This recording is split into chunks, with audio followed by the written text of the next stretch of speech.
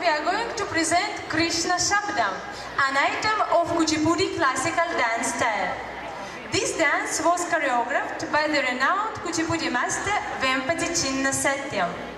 We learned this dance item under Umadi Vulapalli, the disciple of Shobha Naidu, who is a disciple of Guru Vempati. There are two versions of this dance. In the first one, the relationship between the characters could be considered as romance. The dancer portrays Radha or any other shepherd girl who is in love with Lord Krishna. She calls him, offering to apply the sandal paste on his body. She makes flower garland for him. When the pantomimic part ends, the dancer starts praising the amazing qualities of Krishna.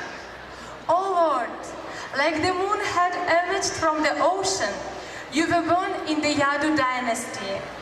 You are a warrior with shining strong shoulders, the patron of poets and the embodiment of Natya Shastra.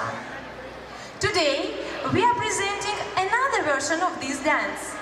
We did not change anything in the choreography of the dance. We have just filled it with a new rasa, new mood.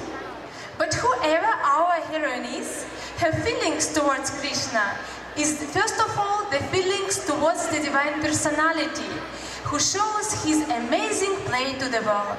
Please welcome Krishna Shabdam.